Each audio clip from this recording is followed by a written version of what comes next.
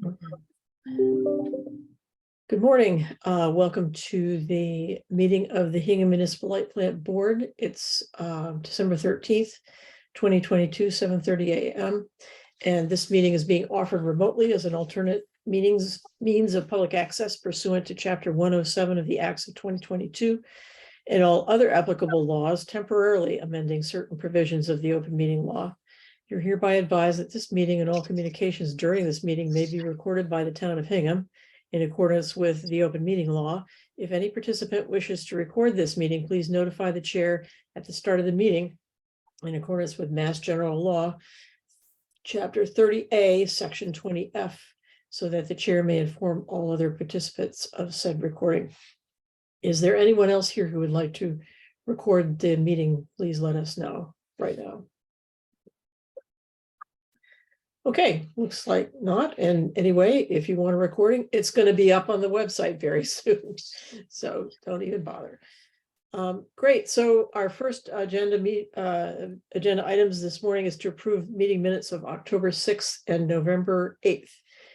Did anybody have any changes they wish to make to the minutes of October 6th? Just the vice chair The versus vice president. Oh, it I does? think I changed that. Okay. Although the copy I have hasn't changed anyway, so okay. But I have that. Okay. Yeah. No worries. Okay. All right. Okay, so we will accept that change. Oh, I'm sorry. No, I see it down below. I didn't have it. And how about November 8th? Any changes on that? Does that one say vice president too? Yeah, same thing. Okay, great. Okay, seeing no other wishes to change these minutes, I'll accept excuse me, a motion to approve the minutes of October 6th and November 8th, 2022. So moved. Is there a second? Second. Okay, so all in favor by roll call vote. Mike? Aye. Tyler? Aye. Laura? Aye. The minutes are approved. And I just want to say, after reading these minutes, I would like to congratulate Kathleen because I think they're awesome. It really helps me when I come to the next meeting. Just rereading the minutes to approve them really helps me reorient to where we are. So thank you very much. I think they're terrific. Great. Okay, so I would like to suggest a change in our agenda. I didn't think of this until like 2 minutes before the meeting, but I'm aware that we have a very packed agenda. And I'm extremely appreciative of all the questions that Brianna put together that we asked her to on the opt-in green tariff policy. And I'm aware that that might be a long discussion. So what I'd like to suggest is that we put that discussion at the very end of the meeting. We'll pick it up as the last item. And if we run out of time, then we can schedule another meeting to finish up the discussion. But that way we will not, run into people's work time and so forth. So what does the board think about that? I think that sounds good. Yep. Yep. Good plan. Okay, so we will do that. We will just move that discussion to the end so that we can make sure it gets the attention that it needs, no matter how much time that takes. Great. So next item on the agenda is the 2023 budget, which Tom will walk us through. So I'm gonna find it here.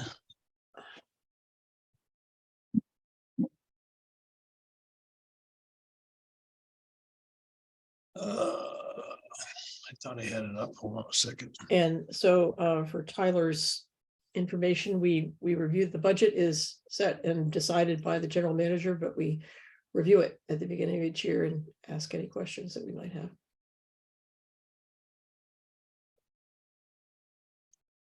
Bear with me. I thought I had it already up, but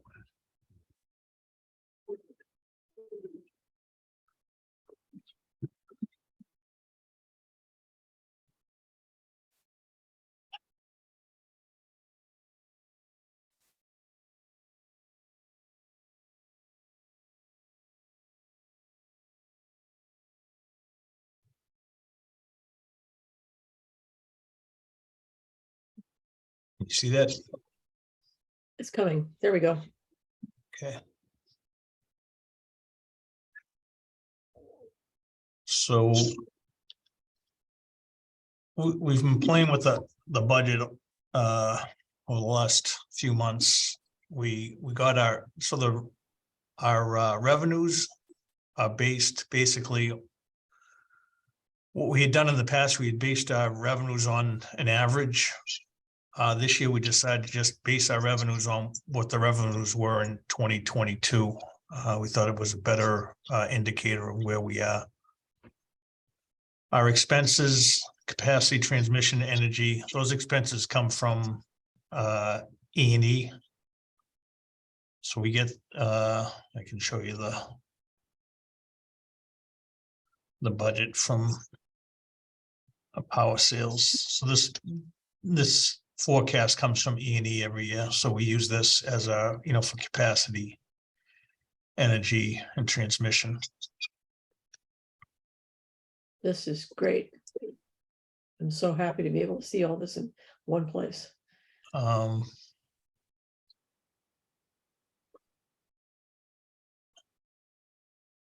So again, these capacity, transmission, energy, that comes from E&E.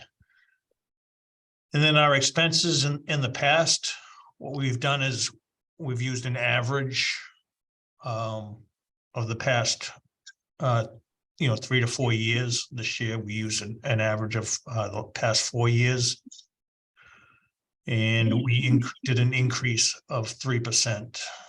So in past years we've done it a little differently, but due to the increase we've seen in just about across the board, we decided to make it a 3% increase across the board. We know our payroll and everything has increased, so that's what we've decided to do for this year. So based on what we have right now, and I think we need to tweak this a little bit. We're looking at an estimated return of 4.3% for 2023 based on this budget.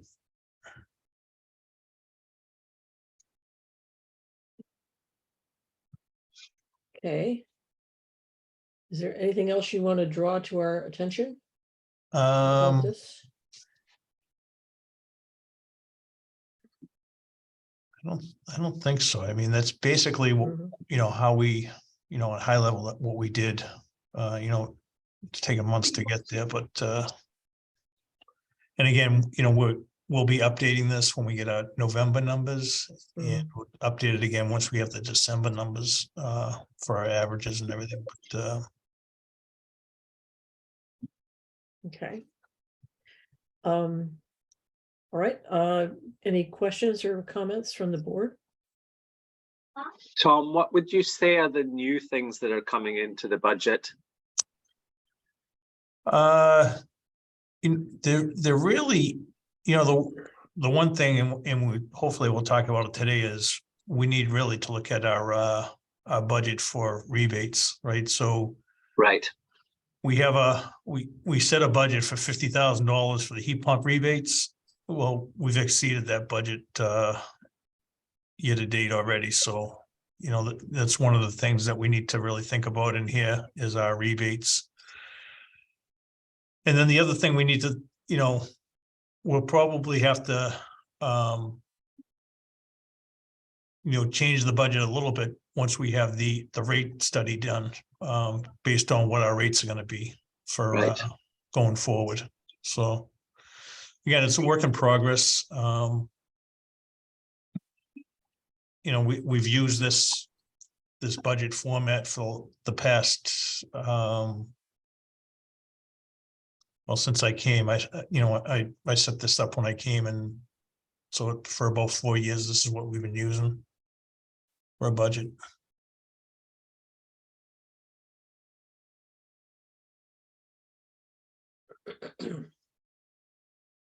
Anything else, Mike or Tyler?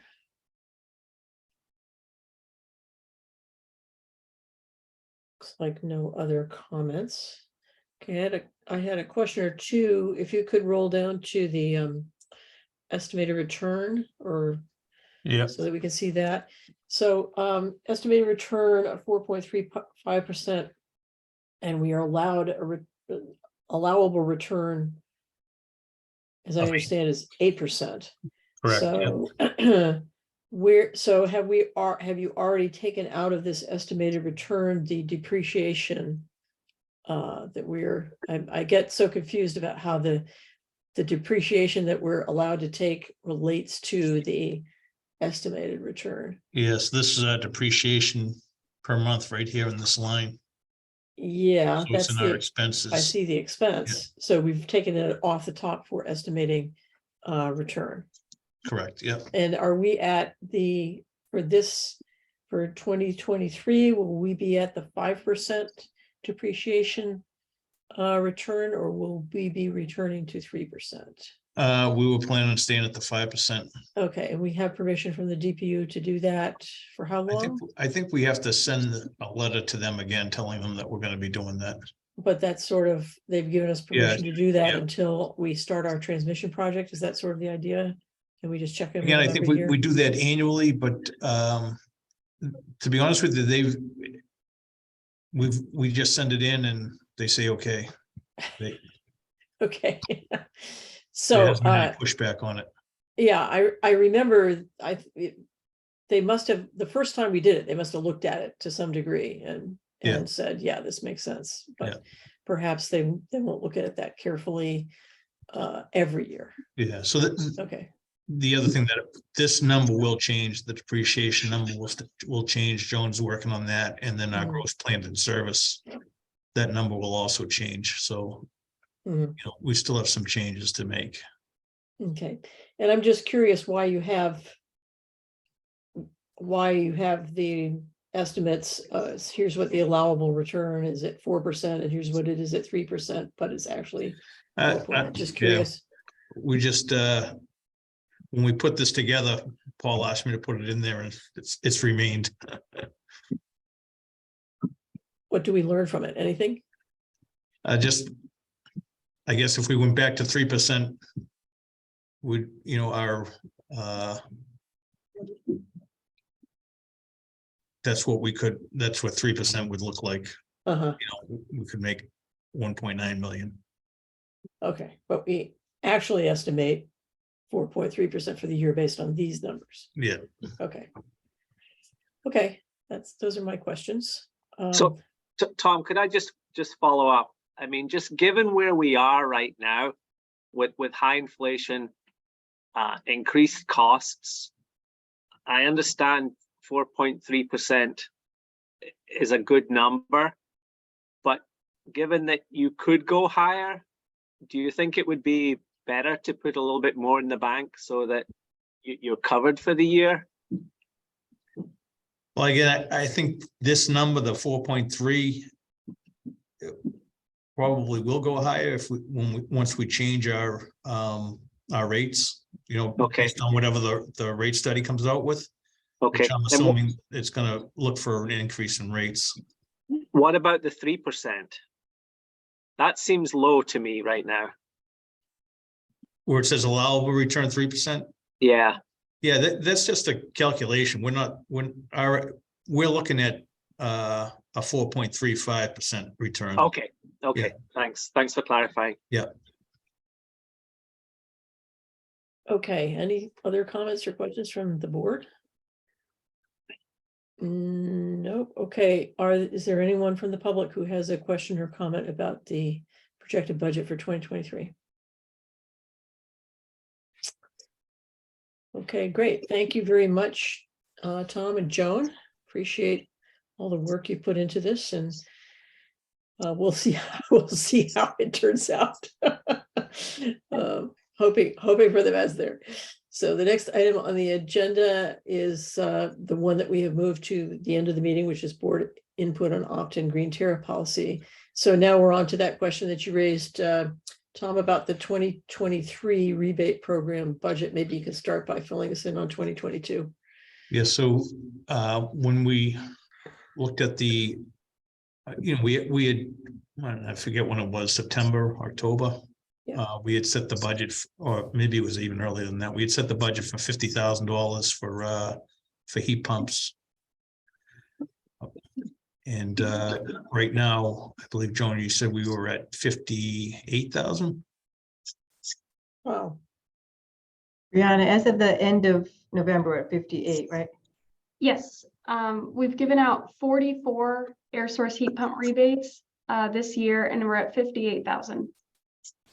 And I think we have a number of applications in the pipeline. So obviously we're going to be greater than the 58,000. Even before the end of the year. Yeah. This last month of November spiked. There was $16,000 alone in heat pump rebates from the last month. Mhm. If we have a limit, how do we go over it? It was more of a guideline. So in the past, we have never had a budget for rebates. It's always just come out of the bottom line. So, we thought it would be probably good to set budgets for our rebate programs. I think it's reasonable to expect that it's going to go up. Yeah. Well, I mean, if you look at, I think the number is, we need to convert, I think it was 400 units a year to heat pumps in order to make our target. And I think we've done, 44 maybe this year or something? Yep. So we just need to multiply that by 10. Well, Yeah. no, because we don't offer rebates for people who have gas. correct. Yeah, So, it's true. Yeah. there will be more conversions besides the ones that we. Yeah, that would be, it would be nice to know that, how many people actually did, I feel like we could know that. I feel like, Brianna, That's got to be public information. if I'm you- sure if we you can made a get con- that from yeah. Mass Save. if you made a contact at Mass Save, you could get that information from. That would be awesome. Does that seem doable? I can look into it. Could we contact National Grid? Well, we can try to contact, I mean, typically, there's not a lot of sharing of that information, but we can do a little digging and see if, Well, I think that they would probably just say call Mass Save, because Mass Save handles all that for them. And it would be nice to be able to add those numbers to our goal, so we'd know. Because I think there are more gas customers, correct, than oil plus electricity, correct? we thought there were more gas customers than oil, but I think some research we did, it seemed like there were more oil customers. Okay, well, there's a lot of gas customers anyway. yeah, And yeah, so I know that yeah. some of them are converting, so that would be great, because we can't really track, unless we know, we can't really track our progress. So what this is telling us, I mean, I don't know, do you anticipate, Tom, that it's going to create any kind of financial difficulties to fulfill the requests that we have through December? No, Okay, budget, I mean, when I look at our revenue for the past month and year to date, and our net income, we're in pretty good shape. okay. So I guess one question is, I don't know, maybe I need to ask my board members first for thoughts on this. Sorry. I certainly think it would be a good idea to query 02043 in the Mass Save database and pair us to their program, our rebate program, to the Mass Save rebate program, to see if we're combined on track to get to that 400 target, to get to our 2040 goal of net zero. Yeah, I read something, statewide where that target, for us, it's 400, whatever it is, 4,000 per year or more. that it's way off, where, you know, not even close to it. Right. I think it's fair to assume that it's going to ramp up, and maybe someday we'll be doing more than 400, who knows, although I don't know where all those installers are going to come from. Yeah. But so we do need to anticipate that. So I wonder what the point, where's the point that we're gonna need extra funds beyond what we have in the current done in the bottom line? Well, first of all, here's the first question. Is it just heat pump rebates that are kind of out of scope with what we planned? Or are other rebates also beyond the point where we can just absorb it in the operating budget? So I have the other numbers of rebates for the year. The appliance rebates, we've given out 82, and it's come to $6,000. For EVs, we've given out 26 rebates, and it's come to about $6,000. And for weatherization, we've given out 20 rebates, and it's come to about $7,000. So they're all pretty low. And I think that this is the first year that we've seen this many heat pump rebates. I think last year we gave out about 33, but it only came to like $16,000 or even 30,000, but it was a lot less than this amount. So we are seeing that particular program is definitely the heftiest rebate that we have. Okay.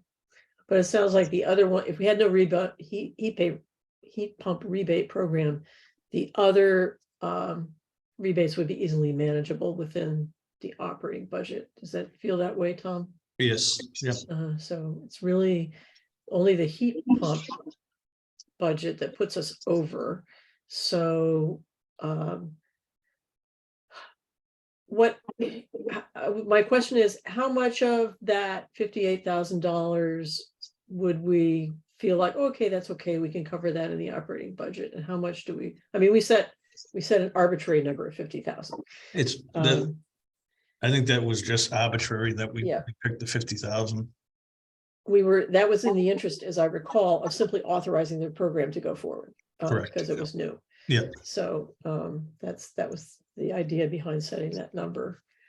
How much more money do we need? I guess we want to be able to estimate that for next year. And do you anticipate, Tom, that ultimately, under these circumstances where we think it's going to increase over time, that the rebate program needs to become, a line item in our budget so we can track it better? Well, again, I think we haven't really settled on the weatherization rebate, I don't think, right? Wasn't there still an open item there on what we're going to do with that for 2023? But it seems like the heat pump is really the one that is going to be the heaviest lift as far as the rebates go. Mhm. So,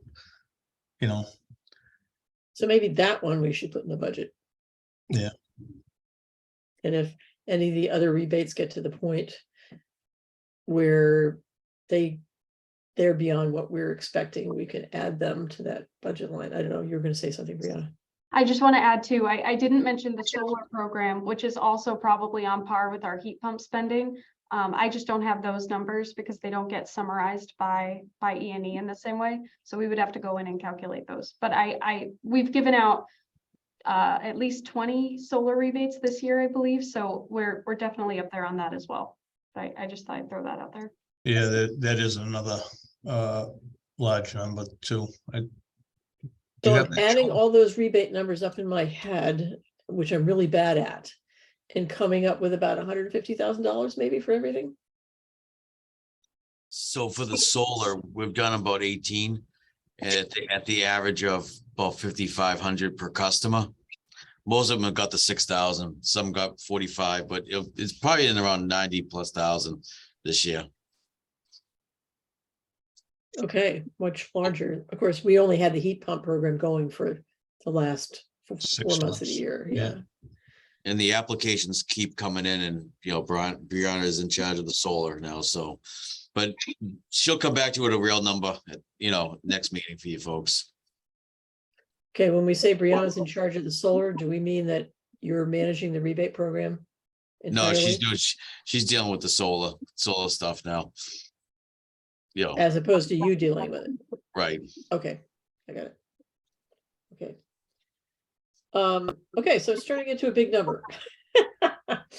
And I guess our thought was the opt-in rate, the opt-in green tariff would contribute some funds for this. I'm hopeful that we'll be able to use some funds out of that for municipal solar projects, but we'll get to that, later. So I guess it's all gonna be, that's all gonna be part, I assume we're gonna roll that into our rate study and just at least in terms of making projections. Yeah, Even if can do we, that. Yep. I mean, I don't know that we will adopt the green tariff at the same time as all the other rates. We gotta be ready with that and with our, publicity campaign on that, but we will at least have projections, I assume, coming out of that rate study program. Am I right about that? Will they be including that in their, or have we not asked them to do that? We can do our own projections, right? For solar and heat pumps, or? No, I was actually talking about what's coming in on the Oh, green on rate, the- and then I for the, realized Brianna the just opt-in did that and program, sent it. yeah. Just did that and sent it to us, so we actually. Yeah, I don't know if we've talked to them about that. Yeah, John, do we mention that to them? Opt-in, no, we did not. Yeah, so we'll have to we have a meeting with them this afternoon. We'll bring that up, and we'll have to get we'll have to do a projection on what that could mean. Because I think we talked about the 4%, right? Mm. Mhm. We talked about the, you mean in the board we did, but we didn't talk about it with. No, I know, yeah, so, but is that the number we should be targeting is 4% for the opt-in? well, that was, Brianna did estimates for 1 to everything up to 6, from 1 to 6. And we Okay, have that spreadsheet that gives us Yeah. those estimates already. I just don't know how that plays with the Yeah. rate study. so we'll have a conversation with him this afternoon at that meeting. Okay. John, So, were you gonna say something, or? Yeah, I don't see how it's going to impact our rates because it's in addition to our rates, right? So it's covering different things. My understanding is that all the green funds, the revenue from that's going to go to a specific source, come from one source and go to I can't talk to a specific expense. So that shouldn't impact our rates. I mean, it will be Gonna be an addition, to yeah. our rates, correct? So I don't think that having a conversation with them would prove anything, would be beneficial. Yeah, Um, it's just Well, gonna be in addition to the rate. It's gonna, so, Right. we just need to not forget about it when we're considering the impact on households. Yeah. Oh, I agree with you. rate I agree with changes. you. It's going to be in addition to our rates, but We need to consider that when we're looking at all the rate hikes together, not forget it. Even Yeah, I if we're think that'll- proceeding on a parallel track. I agree. that'll come when we decide, when we have a board discussion on what the rate should be. That, Utility Financial Services is gonna give us a plan, what they believe our rate should be, but again, it'll be up to the board to vote on what they actually should be. Mm. So let me ask you, let's go, sorry. Quick question is, does anybody had a conversation with the folks from Wellesley on whether they feel that their 4% was enough or too much or successful? I think their feeling was that, they have a good bit of money in that fund now that, Right. So then it really becomes a budget item on how they allocate that, which projects based on rebate demand from their customer base and what municipal large scale projects they're able to take on. Yeah. So I think again, those funds are used specifically for a project. They're set aside and they're used specifically for a project, so it really doesn't impact the overall budget. Yeah, You know? I don't think Wellesley is using it to support their rebate program, Yeah. are they? No, Yeah. So let me ask you this, Tom. If we were to say, let's just continue with the program as it is until we resolve the green rate Yeah. issue, does that gonna raise red flags for you or blinking red lights or anything No, like that? How do you feel I about mean, that? no, Okay. again, our net income year to date was more than enough to cover whatever we're gonna spend this year. Okay, but then now we're looking at some distance into next year as well. Right. Yeah, Because we're not gonna be starting this rate, if we do, it won't be on January 1st for sure. no, we'll be fine. Okay.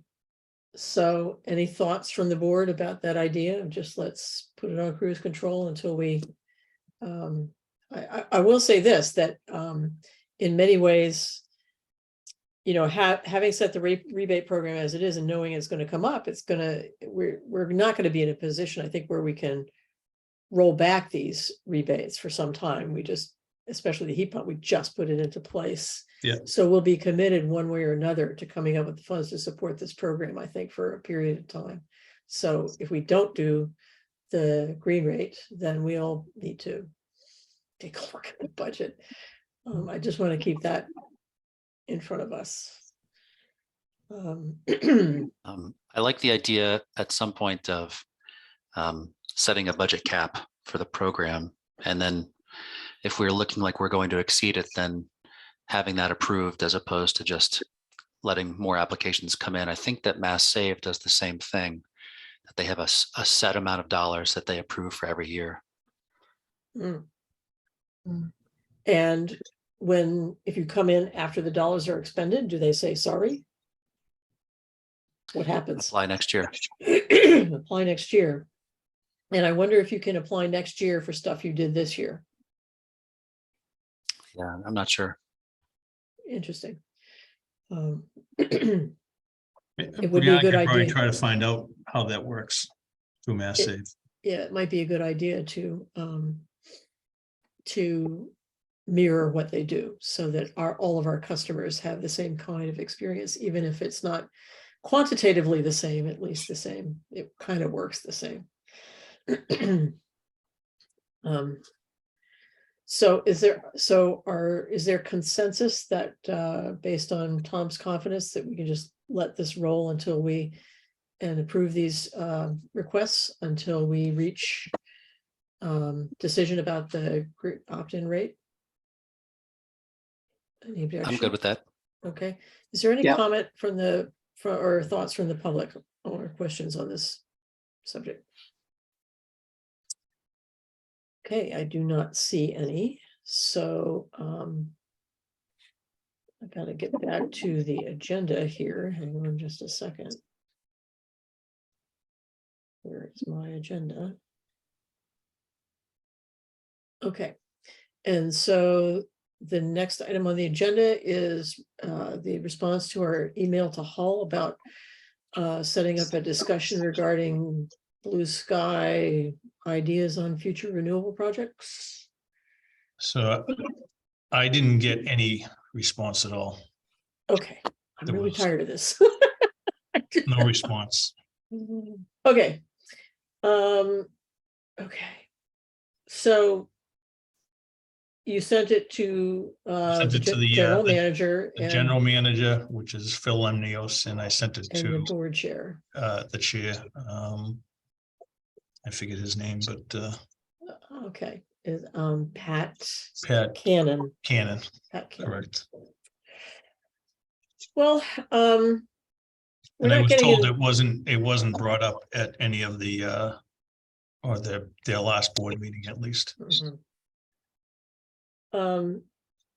So this is an idea that I and one other member of the light board in Hull thought was a nice idea, but let me ask the board whether they think we're just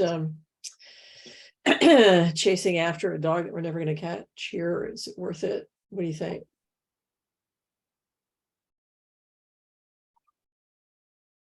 I like think continuing Carl to, has to drive it. Yeah, Tyler?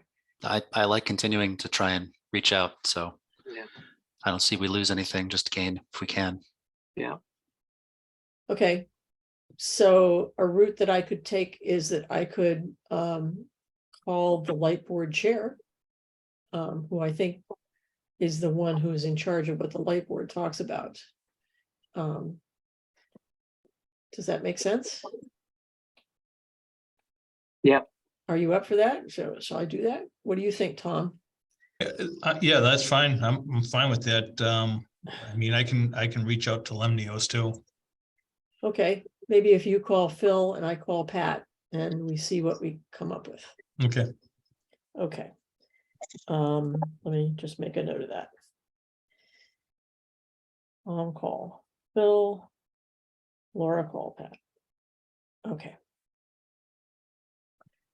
Okay, we will do that and see what we come up with. Any comments or questions from the public on this subject before we move on?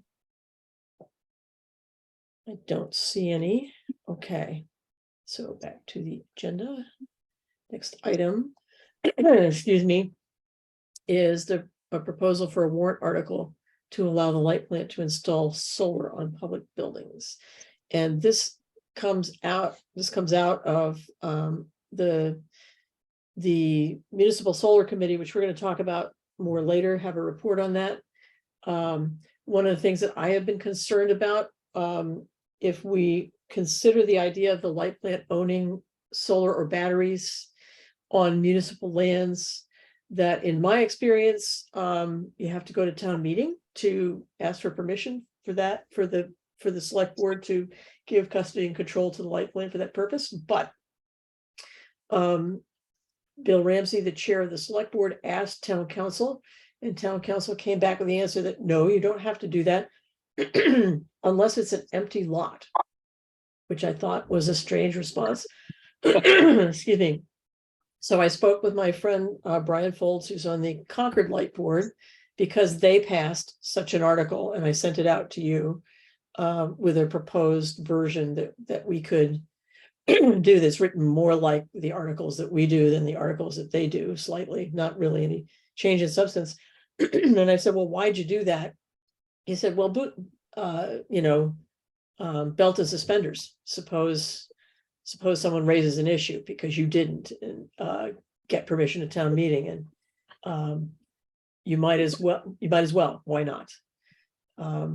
So I mentioned that to at least one select board member last couple of weeks and said, maybe we'll be looking at this. I don't know, but I wanted to bring the idea to you. One issue, let me just mention before we discuss it, is just that we have a list of all the town buildings. We don't yet have a list in order of which it would make sense to go about these projects. And that's because a missing piece of data is the age of all the roofs.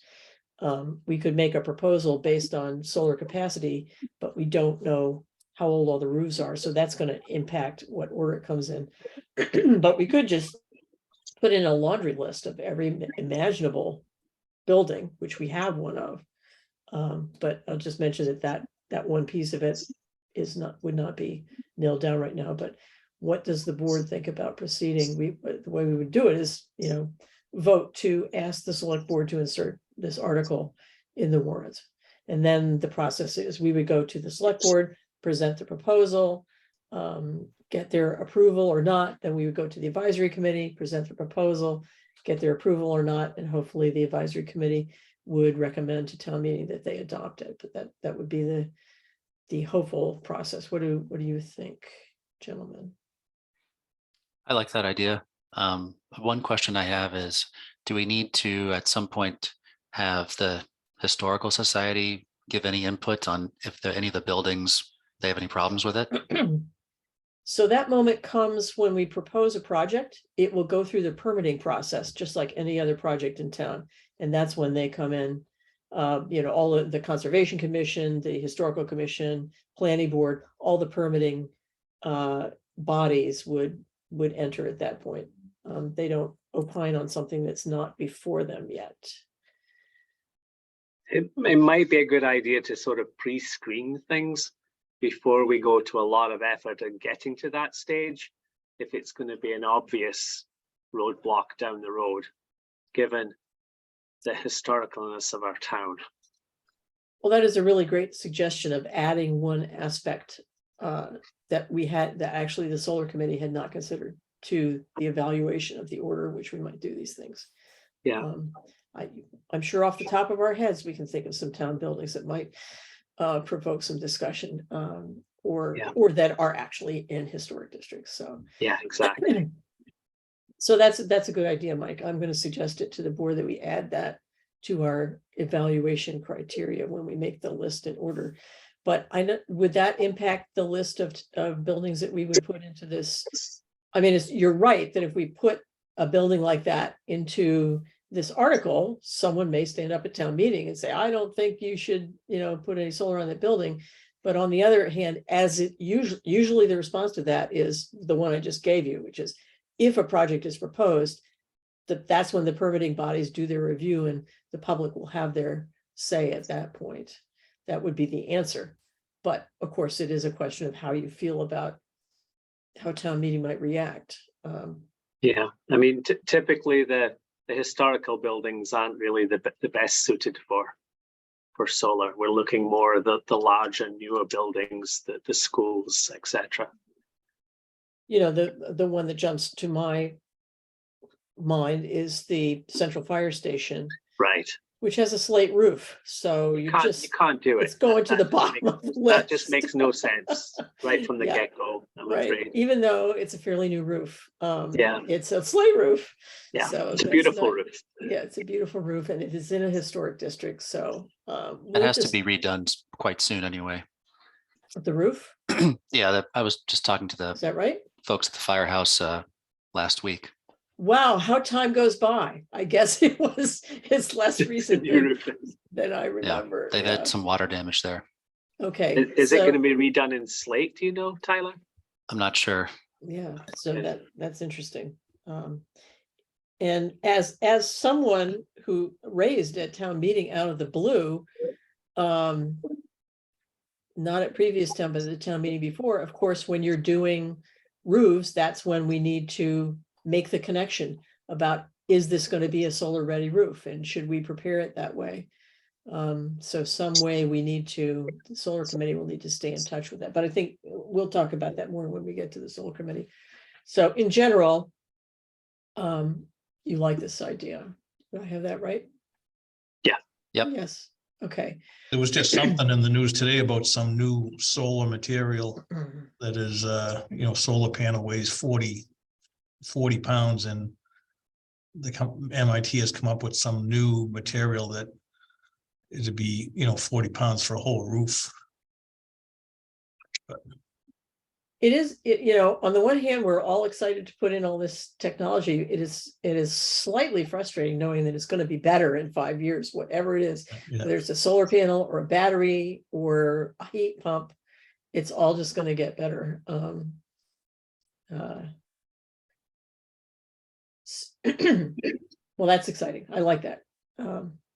So what we might do, let me ask the board, excuse me, before we vote to send this proposed article to, first of all, how'd you feel about the language? Was there any, did you have any I like the thoughts language. about that? Yeah, I like the language. The only thing I didn't cross-check was just the names of the buildings. Well, there weren't any in there. That's why I did not include the list just for the first round. So I'm looking for, unfortunately, I don't have it up. Oh, right. Yeah, the only buildings were the Concord version. Right. Yeah, the Concord version, they had their buildings. Excuse me. So would you like to see the list of buildings before we vote to send it on? I suspect you would. Do you care? I mean, the solar committee has this list of buildings. Maybe some examples of buildings, but I wouldn't confine it to a list. So I think the reason the Concord article is that way, because that is likely to be, town council is likely to say, you can't just say whatever building. You need to name the Oh, okay. buildings. All right. That's my guess, although we Okay, can ask yeah. town council. It needs to be specific. You don't want a blank, and town meeting won't want to give the select board a blank check. They'll want to know. So. How would it work for canopies, Laura? Would canopies like at the high school fall under this, or? Yeah, you would just say these properties and list the town properties. And I think the Concord article specifically called out several different kinds of installations, and I may have followed that with mine, but I'm sorry that I don't have it. Would the water department be included in that? I mean, I know. Oh, yes. I've heard that there's, that is probably a spot where there is ample space. Brianna, hooray, thank you. That's so great. In long-term leases, I can pay limited contractual agreements subject to terms for all or portions of the following municipal school properties. And then it says, for the purposes of installing and operating solar energy generating facilities and or energy storage facilities, including rooftop, ground mounted and other solar facilities. That's the language. So, articles are due, must be submitted by January 20th. So we could, the solar committee could produce an article that includes the buildings, if you like, and bring it back to the board at our next meeting on the second Tuesday of January. Is that what people would like to do?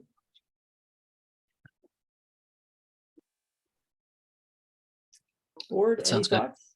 Yeah, that's a good plan. Okay, so we will bring this proposal back.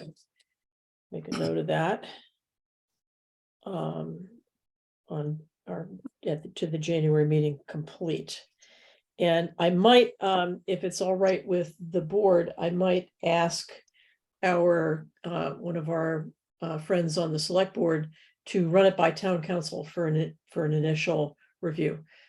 He would do that anyway, but the further ahead you get in that process, the better you are. Yeah. So I think I will do that. Thank you so much, Brianna, for finding that and putting that up. I really appreciate it. Okay, so that is what we will do. And then back to the agenda. Next item on the agenda is the financials for this month, Right. or this year to date.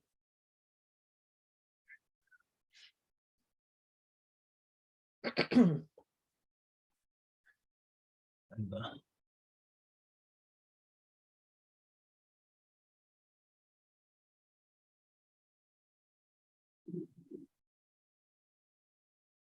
find the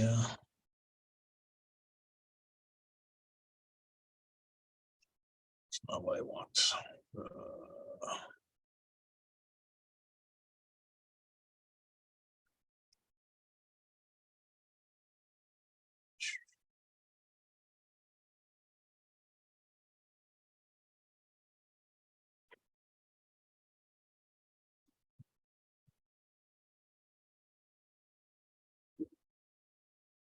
You see that? No, I think you're going to have to change the screen that you're sharing to be the Excel spreadsheet.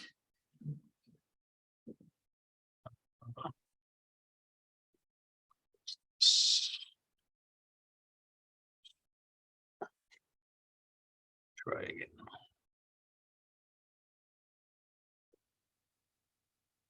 I had these all up this morning.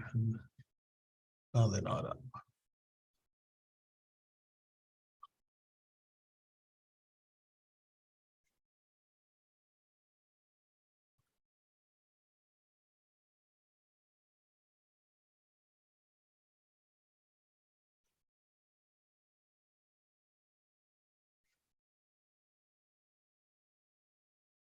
Okay, maybe I can find it. Me, that's-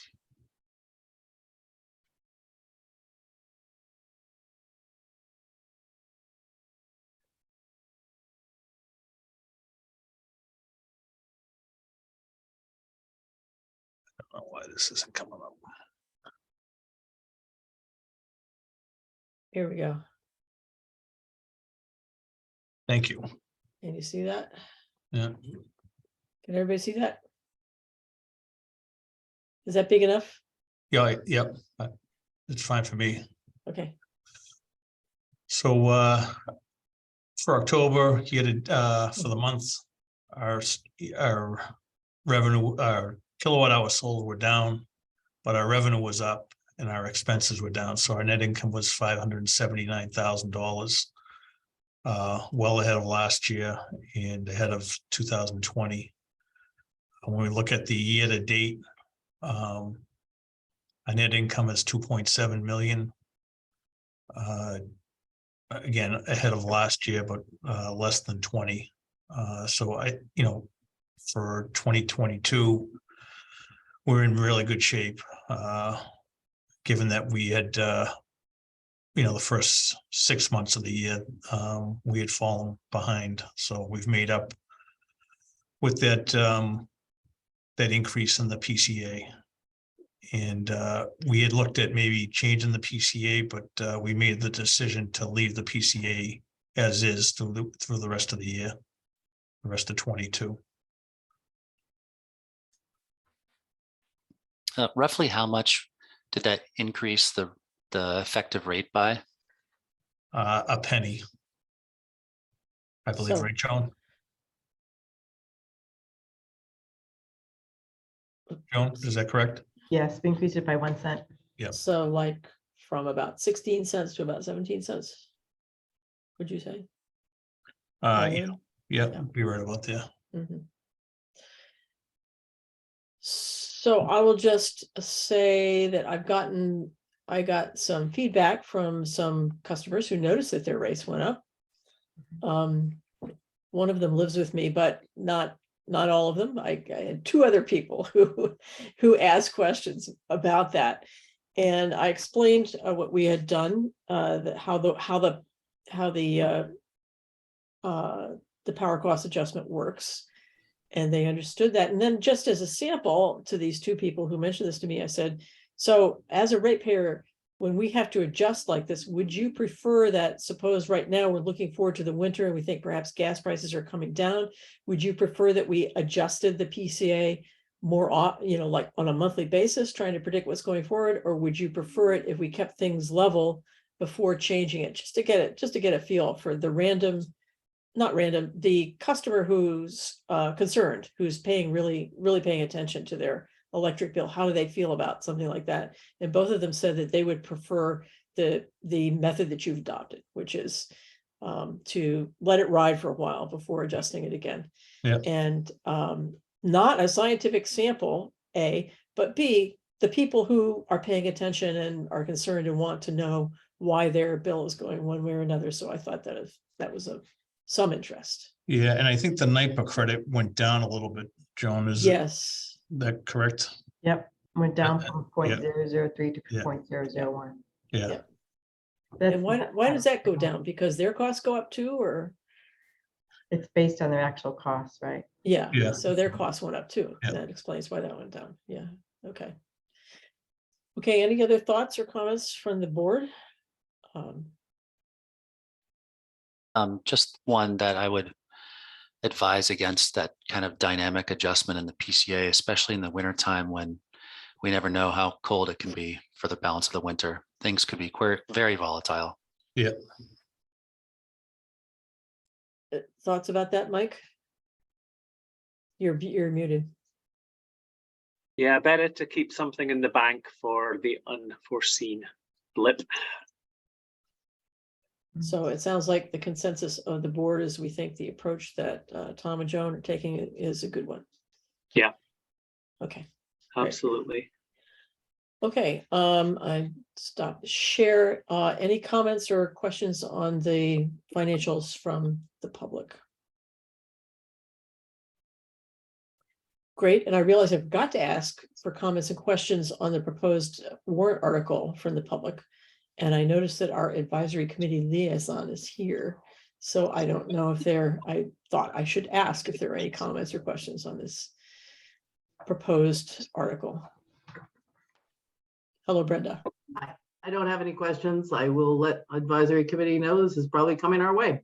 Okay, could you just identify yourself for the Brenda Black, advisory committee. Thank you. Okay, great. Thank you. So back to the agenda. I think we're finished with that agenda item. Now we're on to updates. Transmission line project, EV chargers, solar on the light plant building, and the municipal solar project. So the transmission line project, we had some communications with the town of Weymouth. We are going to be going into Weymouth to meet with the mayor sometime in January, probably the second week in January. We continue to move ahead with that project. Right now, we're hoping to file with the siting board in late February at this point. That could slip a little based on what happens with the town of Weymouth and their input into our into the project. Can't really file with the siting board until you know what the site is, right? Well, Or is that siting It's the- just for our substation? it's really right now is the route is, so we have the proposed and the alternate. We just want to make sure that the town of Weymouth agrees with which is which. So there's only two routes. Again, we're just looking for their input to see which one they really want us to use.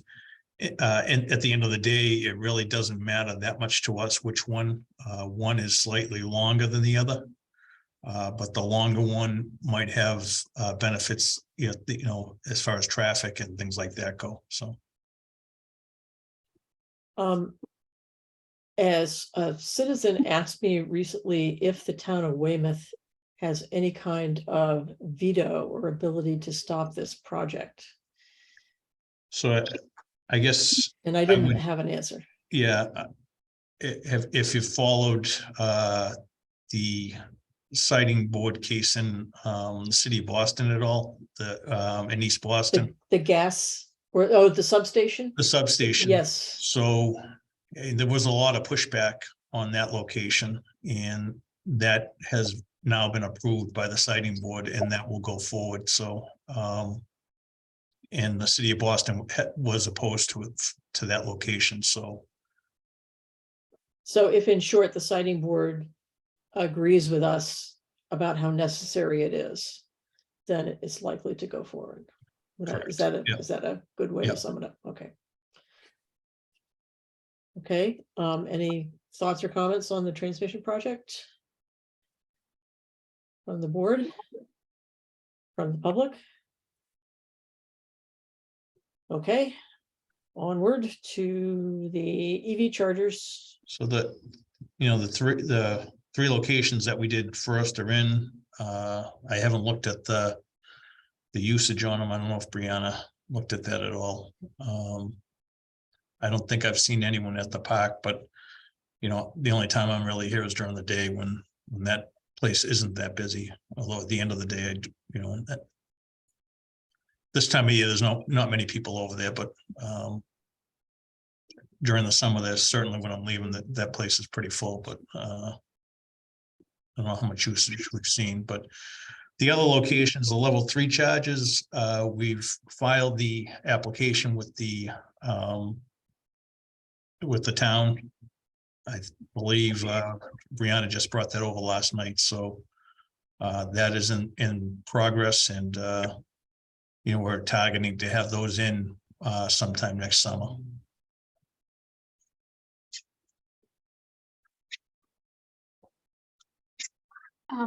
I'll add, we're at 52 uses on the station so far. So it's growing pretty well. Which one? The one at Carlson Fields? All three. That's all three. Yep. It takes a while for people to figure out they're there. Yes. So that's actually encouraging. Yeah, we some signage up at the end, like at the end of the Bear Cove. We put up a sign, indicating a EV charger, and same thing at the country club. And the Station Street, right, Brianna? Yes, yeah, there should be these blue signs if you go towards any of the stations, that'll point you in the right direction in the parking lot. That's good. Brianna, you had a meeting with Flo. Could you report on that? Sure. So I'm working with their PR team to get us into some more publications. I did just hear back from them this morning, actually. I had sent over some materials and they're going to help us.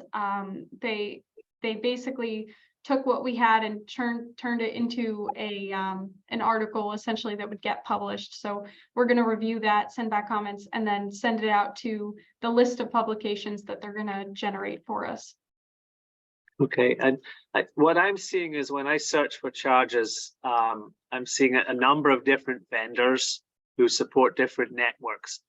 Is there any sort of amalgamation of this so that you can see everything that's available in any one area? Because I don't necessarily see ours on other networks, and likewise, I don't necessarily see others on our network as easily as I would like to see. Do you have any update on that? So it does depend on the roaming agreements that the companies have. What we like about Flow is that they have the roaming agreement with ChargePoint. So most people are probably ChargePoint users. So have you gone onto a ChargePoint map and not seen our stations? I think I actually have. I think that's something I noticed previously, and now it's on. I know EV Go is probably got the most of the level 3 charges, and I don't often see collaboration between ChargePoint and EV Go. Okay. They're getting better. Yeah, I've observed that too. Emerging technology, putting everything into these GIS systems and finding out where you are and what's available, what's down, and filtering that out. It's a challenge. Mm-hmm. But I think it's certainly very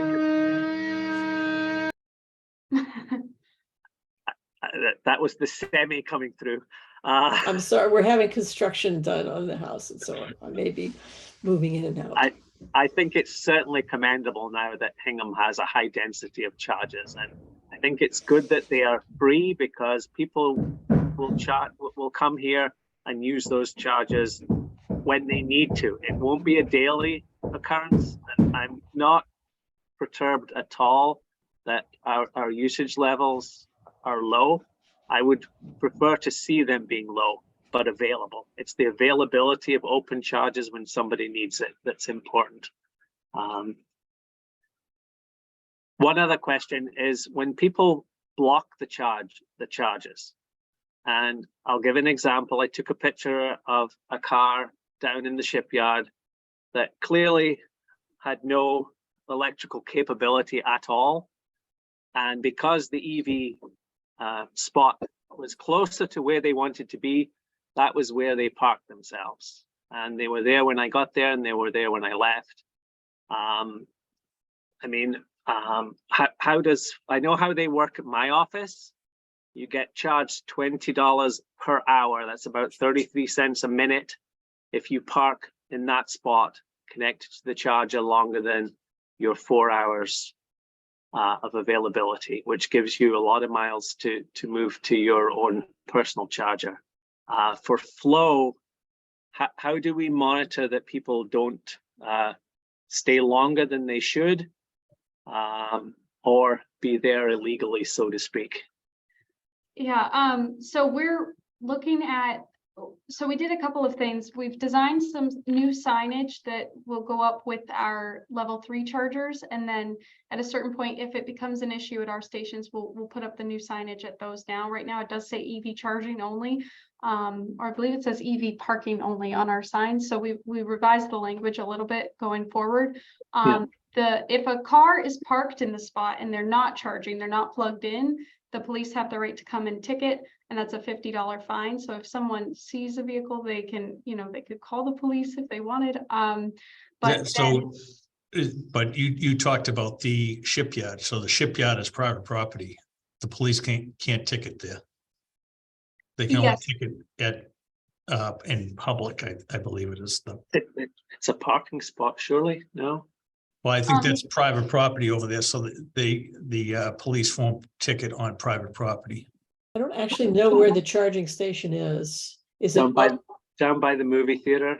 Yeah, that parking lot belongs to the, one of the entities that owns a building at the shipyard. But it's on the street though. Surely the building doesn't own the parking on the street. It's on the street. Yeah. I haven't even seen this parking place yet. We've been working with Hingham Drives Electric to reach out to the owners of those stations because I have been getting a lot of reports about cars parked and EVs can't get in to charge. Right. And if you look up the stations, you can actually see like people comment on whether they were able to use them or not in their experience.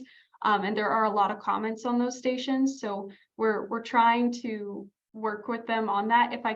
We're hoping to get in touch with them. So Hingham Drives Electric is taking the lead on that. It's great. Good. Okay. Anything else on chargers? All right, next item is the solar on the light plant building. So we're moving along with that project. There was a little delay in some of the documents that we had that BL companies had put together when we gave them to Deirdre Lawrence. She had some issues with the format that we're using, so we changed the format. They've incorporated those changes into the RFP, and right now we're hoping to go out with that for bid in January, with the idea that we'll start the construction in the spring and be done this year with that. The warehouse piece of the building, we needed to have them look at the structural integrity of that roof, and it is viable for solar. So yeah. Do you have a cost estimate for how much it ultimately might cost to put this up? Steve, I think it was it $1 million? It's coming around to about $1 million. Yeah. But we'll see what the final bids are. Over the lower. And that will be funded out of our, whatever the name of that fund is, which we haven't decided yet. Maybe we should call it the acronym fund in honor of all those wonderful acronyms that Brianna proposed. But, the Energy Trust Fund is isn't it the leading I think it's the Energy Future Fund. future fund? that was just my suggestion. Of course, I'm just one person, so you guys continue to think about that. So so this would be a great opportunity, in my view, Brianna, and you say, Tom, whether or not, but some publicity around this would be lovely. Yep. Article in the Anchor, pictures or something like that, as it goes along. I think that will intrigue people. And this will also include two charging stations along with it. And our electric vehicle has come in. We haven't picked it up yet, but it is in at the dealer, and we'll be taking. What is your electric vehicle? We bought a Chevy Volt. Great.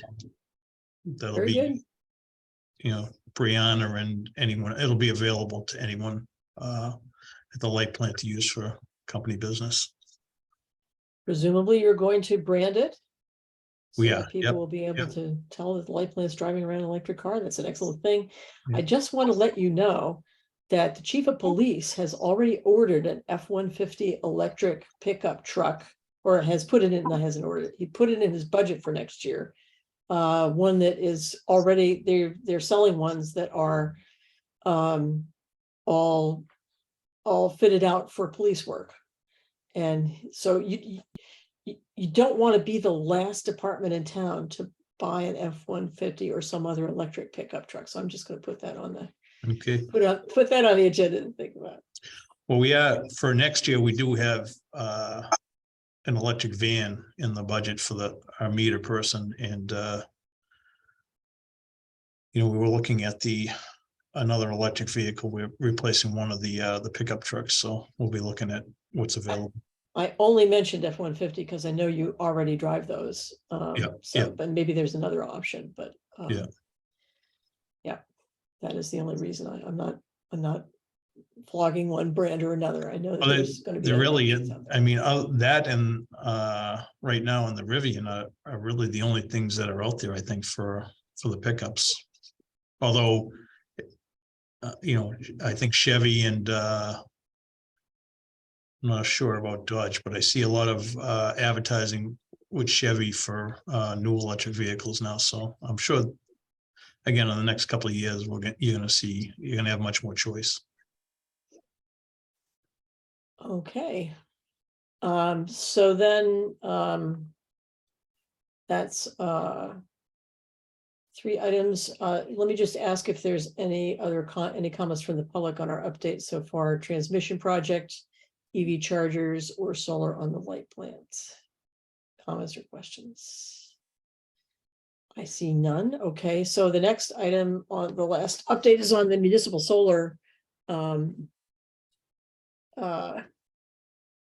committee. So the municipal solar committee now consists of Tom and Brianna and Steve, plus me and Will Cowan, who's been working on this with me for over a year, plus Ben Lee.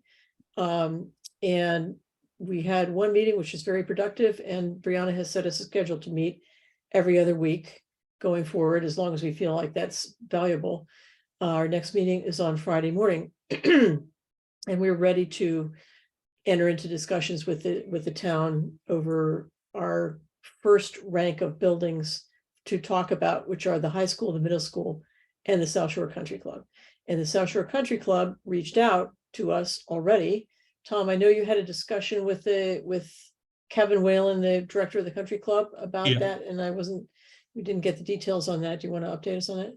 Yeah, so Kevin, they're definitely looking at solar for the building. They have some money in their budget for it. I think they have $50,000 in it. In talking to Kevin, it sounded like they were more interested in owning the solar, so behind the meter. He talked about a contact in Marky's office, and that person had told him that there was going to be money coming out for, I believe it's for solar, in the form of zero interest loans. And that, I think he said the state of Massachusetts was going to be getting, I want to say 500 million for that program. So That's great. And then I spoke with Art Robert, Assistant Town Administrator Art Robert, about this country club and in general how we can go forward on this. And he's the Assistant Town Administrator who will be our contact on municipal solar. He's very enthusiastic, very much wants to get something in order. So the solar committee is talking about, and we're working on a design for like a standard. First of all, there's a memo that's going to go to the town and the school after I actually talk to them. I haven't talked to the school department yet, but I did talk to the town saying, we're interested in this. We want to get going. Here's our number 3 projects as a place to start. And then we're going to design kind of a template of, okay, for this building, this is what it looks like, and this is what the finances look like, and so forth. And then, of course, always the biggest question is, how will it get paid for? And I did talk with Art about the various models and discuss with him that I thought it was advantageous to the town for them to own it, now that they're able to get the credit as if they were as if the credit that used to be a tax credit that we couldn't get because it was a tax credit is now available to us 30%. And so Art will be at our meeting on Friday. He asked to come. And so that will make our first connection with the town going forward. And one of the things that we've talked about is the fact that the light plant does have the ability to loan funds. And we could, if we wanted, on the theory that we will be getting the excess electricity from the country club, for example, let's just take the country club, that we'll be getting their excess electricity.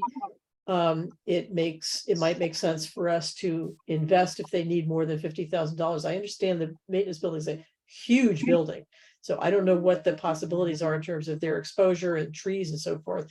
But it's very large, so they might have a possibility to put in more than $50,000 worth of solar, and we might work out an arrangement where we could lend them the rest. Of course, if the feds are going to come in with interest-free loans, much preferable that somebody else do this loan project than us. I'm not sure, we'd have to check with our lawyer. I'm not sure it would even be legal for us to do a zero interest loan. We might have to do, we might have to get what would be our cost of capital, which is the same as the town's cost of capital.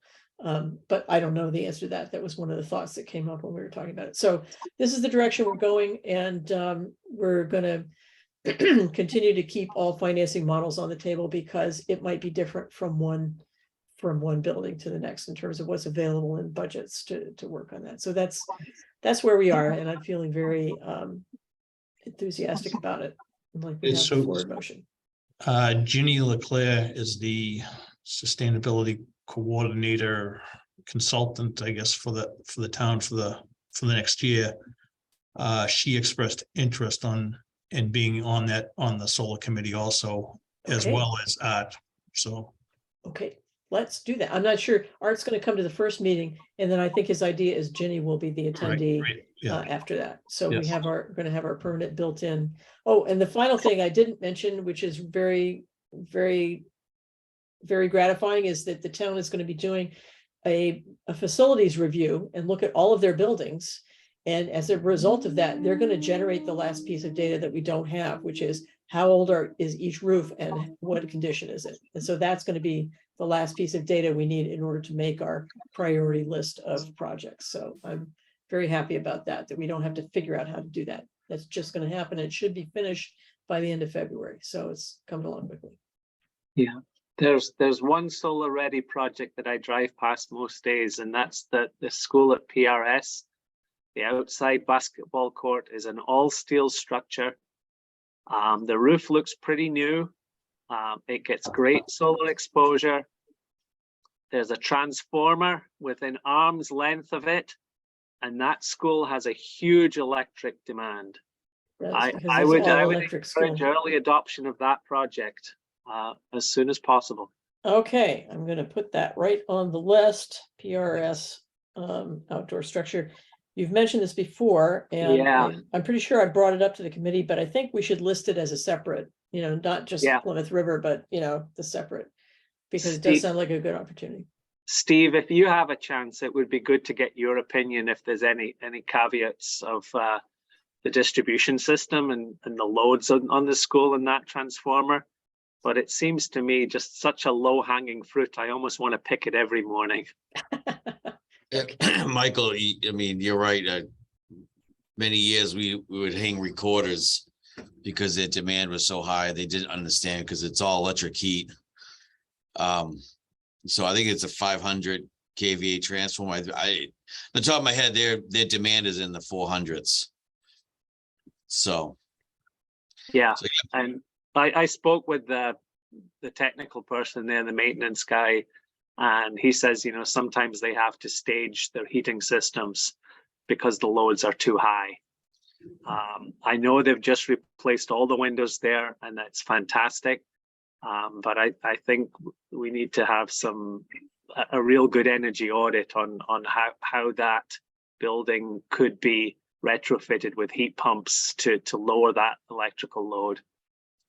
right, one of the issues they had, we found that, especially during the COVID time when schools were dismissed, a lot of the heats were left on for the 3 or 4 months. So, right, but yeah, they would be a good candidate. And I did Okay. have a conversation with Aisha Opong. Pardon Aisha Opong. Yeah, regarding, the solar committee and, she was very interested. Oh, okay, She I was didn't gonna even have have that conversation. She Good. was gonna have a conversation with the superintendent about it, just to let her know, so. Great, Good, good. right, and I'm remembering now that my job was to call the school committee chair. Just to comment just so they know this conversation is underway. Right, okay. So I think things are finally getting into gear on this project. Any comments from the public or questions on this project? No.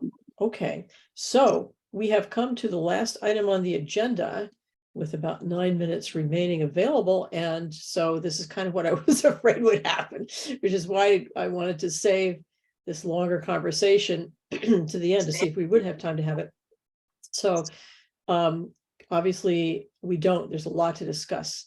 So may I ask the board if we could schedule a special meeting for discussing all of the questions that Brianna raised in her great list of questions about the opt-out tariff. Does this make sense? Sounds good. Yeah. Does say a time like this next Tuesday morning, does that make sense or help or work? Could we do it in the afternoon? We could, I think. Mornings I are don't know bad- about Tyler Mornings are though. bad for me next week. Okay. Tyler, how does that work for you? We can also meet like a normal town committee in the evening, but we can meet whatever we want. I'm just saying. What do you think, Tyler?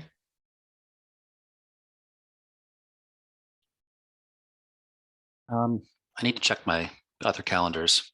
Okay, so we'll just have a little email round to figure out a good Yeah. time to meet next week. Wait. There might not be a whole lot of next week. Let me just think about next week. So we would want to do that early in the week before we get Yes. on, before it really turns into holiday time. So Yes. we'll look into Monday, Tuesday, or Wednesday, morning, afternoon, or evening. How does that sound? Monday I won't be available. Tuesday or Wednesday, morning, afternoon, or evening. Not morning, because morning doesn't work. Tuesday or Wednesday, afternoon or evening. And we'll pick a time somewhere in there. Does that work? Works. Tyler, you look not sure. Yeah, I'm just trying to check different Oh, calendars. okay. All right, so we'll decide that on email. It will be Tuesday or Wednesday afternoon or evening, and we'll figure something out. I would just need to post that by Thursday. Okay, Thursday Thursday afternoon, I guess would be, I think. okay. We'll just note that staff ends their workday at 4. So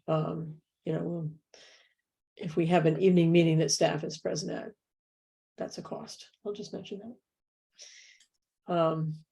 Anything else on this subject? I'm looking forward to having this discussion, I have to say. Okay, that brings us to the end of our agenda. Unless there's anything unforeseen that we need to take up now, I'll entertain a motion to adjourn. So moved. Second. Tyler seconds. Okay. All in favor, Mike, Aye. Tyler, Aye. Laura, aye. Thank you very much, everybody. Great meeting. Thank you. Thank you. Thank you.